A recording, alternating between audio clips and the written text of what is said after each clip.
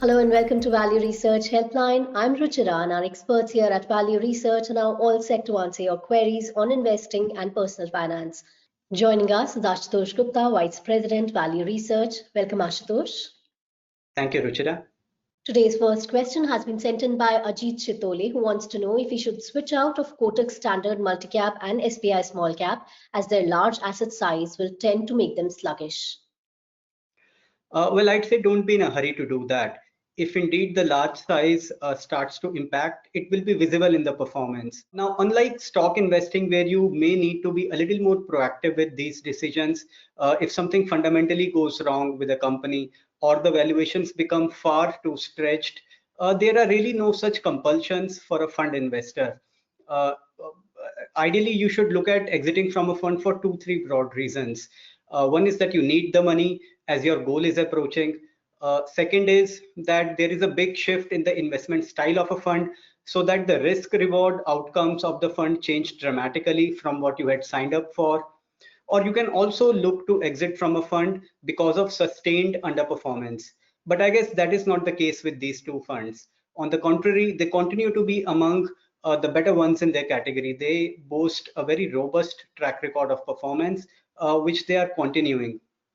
So I think there is no reason to exit as of now. The other thing is some funds also proactively put gates on the funds and stop accepting fresh inflows when they think the fund size is big enough or far too big for them, and any further inflows would start dragging the performance. In fact, SBI Small Cap Fund did exactly that in 2015 when it put gates on fresh investments. Then it reopened for SIP investments in 2018, and after this year's market crash, it opened up for lump sum investments as well. But the broad point is that funds do put gates proactively, at least some of them do, when they believe the size is too big. In that case, if you exit out, then you miss out on the potential gains and benefit of a strong fund management, because subsequently you will not be able to re-enter the fund. So for now, continue to hold on. The next question comes in from Angad Virk, who is investing for the long term and wants to know if it makes sense for him to sell during market highs and accumulate cash to invest in the downturn. Well, I'd say the short answer to that is no, you should not attempt to do that, because whether a market is at a high or a low is always a hindsight. At a particular point in time, it is very difficult to take a call on the markets and implement such a strategy with a high degree of accuracy on a sustainable basis. So it is always better to avoid this temptation. See, typically these temptations are very high at times when the markets have fallen and risen sharply in a short span of time, because the investor tends to look back at 4 to 6 months and believes that 30-40% returns were there for the taking easily. But the point is, back then it was not as apparent as it is now. So one should avoid these temptations. If he gets wrong footed in a big way once or twice, it could drive him completely out of the markets forever, and that could be far more detrimental to his financial situation. Madan Vecha has been investing on and off with a long-term investment mindset and is now considering investing in mutual funds through SIP. Is it a good time to start as the market is high, is what he wants to know. Oh yes, absolutely. In fact, that's the whole purpose of investing through the SIP, so that you don't have to worry about whether the market is at a high or a low or somewhere in between. The two critical components to be successful with an SIP strategy is, number one, you should have the time horizon by your side, and number two, to implement it in a disciplined manner through the ups and downs of the market, turning a deaf ear to all the noise about market reaching a certain high or reaching a certain low. And once you do that, it could be quite rewarding over the long term. So yes, you can very well go ahead with your SIP at this time. All right, now Prakash Rappa says he had invested in Aditya Birla Sun Life Equity Advantage Fund 3 years ago. So should he wait for better performance or redeem it? Well, this is a large and a mid-cap fund, and by its investment mandate, it invests about 50% of its money in large cap stocks, and the remaining money in mid and small cap stocks. Now, if you look at the performance track record of this fund over the last 5-7 years, it has consistently beaten a category average barring just 2018 when it significantly underperformed in a down market. Now, this gentleman invested about 3 years back, so probably that's the cause of not so great experience that he has had with this fund, because the 3 years of this fund significantly trail, and that's largely because of the underperformance in 2018. But I'd say that any fund can have a bad year, any fund can go through a rough patch. But if you look at an overall longer term time frame, then this fund has more consistently outperformed the category. Even this year, it has been doing better than a category average. So I would say that he can continue to hold on to it. Raghunath Seth asks, which is the better way to invest in equity, directly in stocks with the help of a stock research service like the one provided by Value Research, or in equity funds? Now, I'd say that there are 2, 3 important criteria if one wants to go directly with stock investing. Number one is time. With stock investing, it's a much more hands-on way of investing, and it requires a little bit of time commitment from the investor in terms of being more active in monitoring and tracking his or her stock investments. So time commitment is one thing. He has to think whether he would be able to invest a certain amount of time to keep a track of his stock holdings. That's number one. Second is the inclination and curiosity to track businesses, to know about businesses, how they make money, what's going to keep them ahead of competition in times to come. In fact, in our stock advisory service, we very highly encourage our subscribers to not follow our list of recommended stocks blindly, but go through what we have to say about those companies, read through the reports of our analysts, and try to understand what makes us so excited about those companies, and invest in them only if you happen to share the kind of convictions we have on that company. And by the end of it, if you're not able to develop a similar kind of conviction, then maybe you can give a pass to that stock. So really, it's very important to have a certain degree of inclination and curiosity to learn about companies, learn about businesses. And in that sense, it could be a thoroughly engaging and an enriching exercise. The third important parameter is temperament, because irrespective of your convictions, at times your stocks can go through deep phases of correction, and you would need to hold on to your convictions as long as the investment thesis is intact. So you need that kind of a temperament to go through such phases without getting too unnerved. And really, temperament is something which is built over a period of time. It comes with experience in equity investing. That's why we recommend that for a new investor, mutual funds tend to be a better vehicle.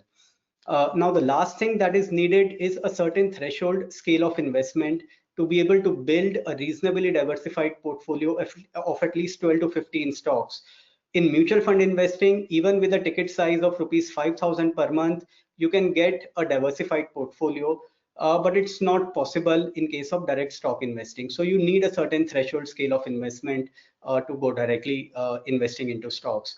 Now, he can evaluate for himself if these variables are present in his case, then he can try out direct stock investing. Otherwise, mutual fund route would always be a more preferred one, as is the case for a vast majority of investors. Ravi Vogeti has recently become a member of VR Premium, and he says that he's loving it. He wants to know your thoughts on utilizing the 1 lakh rupee tax exemption window on long-term capital gains in a financial year. Also, when is it appropriate to use it, such as rebalancing or switching from regular to direct plans, he asks. Well, I'd say now that capital gains tax, the long-term capital gains tax is a reality again for equity investments after a gap of certain years. Now that it has been reintroduced, this 1 lakh tax exemption window is quite useful and come in quite handy. So I'd broadly say that at the time of any kind of redemption one is making, be it for rebalancing, switching from regular plans to direct plans, consolidating one's holdings into a smaller number of funds, or even exiting from an outright poor performing fund. There could be several reasons. As and when you're looking to redeem your investments, it could be worthwhile to pay attention to your long-term capital gains tax applicability. If you are not in a hurry to redeem for some reason and waiting for a few months or staggering your exit over a period of a few months, can save you from a certain amount of capital gains tax liability, then it could be very worthwhile to do that. And in fact, his premium membership would provide him all the details of the capital gains tax applicability on each of his holdings, so he can make use of it. Now, Sachin wants to know if dynamic bond funds are a good option for investors over a 5-year horizon. Well, I'd say on paper, they look like a promising fund category. They have a very unconstrained investment mandate, and which is really the very essence of investing in a mutual fund. Like equity segment, where we believe that multi-cap funds are the most preferred way of investing and should be at the core of one's investing portfolio, simply because of their unconstrained mandate. Likewise, dynamic bond funds are their counterparts on the fixed income side. Uh, but the other side of it is that the practical experience and their performance track record reveals a slightly different picture. A lot of these funds manage their average maturities in a very opportunistic way. Now, what do I mean by that is that they invest in bonds of longer maturity or shorter maturity and dynamically move around. They straddle across the average maturity profile on the basis of their outlook on interest rates. And we believe that it's fairly hard to get your call on interest rates right all the time. And as I said, the performance records suggest that this belief is not wrong, really. If we compare the performance records of a category like short duration funds with that of dynamic bond funds, we see that short duration funds have been able to deliver somewhat similar returns with far less degree of volatility. And isn't that what a fixed income investor needs? Returns with lesser ups and downs. So from that perspective, we believe that short duration funds trump over dynamic bond funds for one's core holding. SK Sharma asks, why doesn't Value Research assign star ratings to international funds? Well, that's simply because the funds in the international equity category are not very comparable. Uh, Comparability is one of the prerequisites to rate a certain set of funds. If you look at categories like multi-cap or mid-cap or small cap, all these funds have a fairly similar universe of underlying securities from which they build their portfolio. But that is not the case in case of international equity as a category. There are funds which are focused on developed markets. There are others which focus on emerging markets. Some of them are thematic. So the underlying universe from which they pick stocks is very different across different funds. And therefore, they are not very comparable. They are not like for like. The risk reward outcomes of different funds could be entirely different. And that's why we don't rate this category. Now, going forward, I visualize there could be a possibility in times to come where we carve out a niche of only US focused funds and start rating them. Once there are at least 10 such funds and all of them have a minimum track record of 3 years. But we are some way away from that right now. Vidya Iyer has sent in today's next query and would like to know the names of 2 debt funds, liquid or short term, where surplus money can be parked for a period of 6 months to 1 year. Well, I'd say for 6 months to 1 year, she should look at, as she rightly said, a category like liquid funds or ultra short term funds. These are the kind of categories which would fit the bill for her. Now, if I talk about liquid funds, there are a lot of investment worthy funds in this category because a lot of funds are very closely bunched in terms of their risk reward outcomes. So I'd probably say that she can look at HDFC Liquid or Axis Liquid, and that should be good enough. All right, Ashok Mahadevan wants to know the reason for Value Research Premium suggesting equity funds even for income portfolios. Well, we believe that equity should be an important component of an income portfolio. That's because one would still need to keep up with inflation during long years of retirement. So assuming somebody who has an entirely fixed income driven portfolio for his income needs, let's say somebody invests only in fixed deposits and derives a monthly income of about 50,000 rupees from such a portfolio. Now that 50,000 rupees income might be good enough for this person currently, but 5 years down the line, with inflation, with the general rise of prices in the economy, that 50,000 will not be good enough. He would need to increase that income. But a portfolio made up only of fixed income investments would fail to keep up or fail to keep pace with the rise in prices in the economy. And that's why it is essential to add a little bit of equity to that portfolio to be able to provide enhanced returns over a period of time. So really the idea is to combine fixed income investments and equity investments in a way that the fixed income side is able to generate steady growth while the equity component boosts returns, but in a way that its volatility does not come in the way of regular income. And that's the whole idea of the way Value Research Premium Service suggests equity and debt investments to an income portfolio. Okay, now Nikita Thapar is a first-time investor looking to invest for 5 to 7 years. She wants to invest in an aggressive hybrid fund, which is not much talked about as an investment vehicle. So can you please suggest one? Well, I'd say that aggressive hybrid funds, she's picked the right category on two counts. It should suit her time horizon, as well as given the fact that she is a first-time investor. We generally believe that aggressive hybrid funds are more suitable for them because a first-time investor may not be familiar with the ups and downs of the equity market. And aggressive hybrid funds with their asset allocation of 75% equity and 25% debt are more suitable for these investors, because if the markets were to correct sharply, these funds are able to contain the downside a little bit because of their 25% debt allocation, and that psychologically helps a first time investor stay the course and not panic into exiting from the investments. From that perspective, aggressive hybrid funds are more suitable for a first time investor. So I'd say probably she can look at the ones from DSP or Mirai for her investment.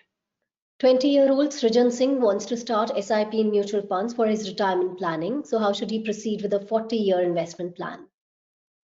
Well, I'd say that he should not worry about too much about getting a perfect plan right now. What's critical for him at this stage is to just get started. So I'd suggest that in case he is a taxpayer at this point in time, he can look at one or two good ELSS funds, the equity linked saving schemes or the tax saver funds as they are known as, and start an SIP in them. If he's not a taxpayer, then he can go for a couple of good aggressive hybrid funds and start an SIP in them. What's important at this stage is to remain disciplined and continue with this SIP through the ups and downs of the market. It is likely that right at the start, in these initial years, the returns may not match up to his expectations, but that should not deter him, and he should really stay the course. And that's what's most critical. Also, he should look to increase his SIP amounts with the increase in his income levels over the next few years.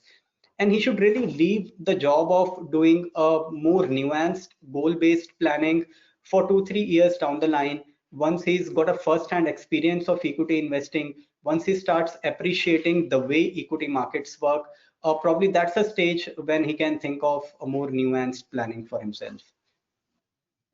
Vishal Bhatia wants to know if it's a wise decision to sell all holdings now and buy at lower levels, as a correction is imminent in 1 to 2 months, given the expensive valuations right now. Well, I'd say I don't know what's going to happen in the next 1 or 2 months. I can't say that with any degree of confidence. So I don't know. As I said earlier, typically the temptations to try and invest in an opportunistic way are very high when the markets have fallen or risen sharply in a short span of time. But one needs to resist these temptations. He can probably reflect back on his own investing pattern in these recent years. Was he able to preempt the market fall in the month of March and therefore save himself from losses? Was he able to preempt a big bull rally at the start of 2017 and invest a bulk of his money and therefore ride through that rally? If the answer to most of these questions is no, then he should really reflect upon it and ask what gives him the confidence that he would be able to successfully and sustainably take a call on the markets going forward. We believe that it is not possible to implement such a strategy with a high degree of accuracy, so one should resist such temptations and opt for a buy and hold strategy. Now, having said that, we do acknowledge that certain investors are much more action oriented. They like to take charge, they like to take control, and that's more so in the case of stock investors. So to them, what we suggest is that they can consider carving out a small portion from their overall corpus, let's say 10% of their total corpus, which they can call as fund money, where they can look to take actively a call on the markets and invest it opportunistically, and invest the remaining 90% of their money in a more buy and hold kind of an approach.